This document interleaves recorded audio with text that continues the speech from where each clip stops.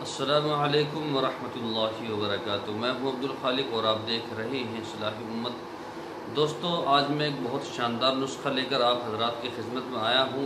अगर आप उसको बगौर समाअत फरमाएँगे तो इंशाअल्लाह बहुत आसान है और असर भी करने वाला है, क्योंकि वो तो हर घर में मौजूद रहता है और जो है ख़ासकर किराने की दुकानों पर और जो देहात में भी दुकान है, सब जगह अंडा पाया जाने वाला एक ऐसी चीज़ है कि अंडा हर जगह पाया जाता है, मिलता है।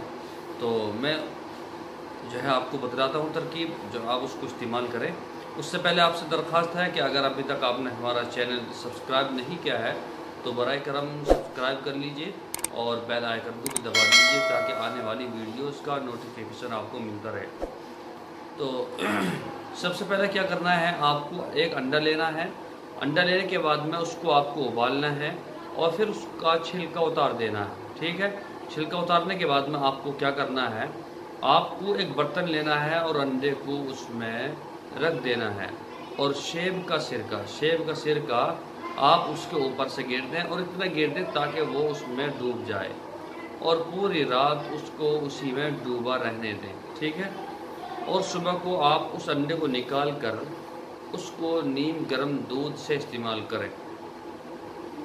अब अंडा क्यों बतलाते हैं, अंडे के अंदर बहुत सारी ऐसी चीज़ें हैं जो शुगर वालों की हड्डियां कमज़ोर हो जाती हैं और उसको जो है बहुत सारी चीज़ें होती हैं बदन के अंदर, उन सभी चीज़ों को ये अंडा जो है वो कंट्रोल करता है और इंशाल्लाह जो आपकी शक्कर जो बदन में जो शुगर बनती है उसको जो कंट्रोल करता है। बहुत सारी चीज़ें इसके अंदर मौजूद रहती हैं।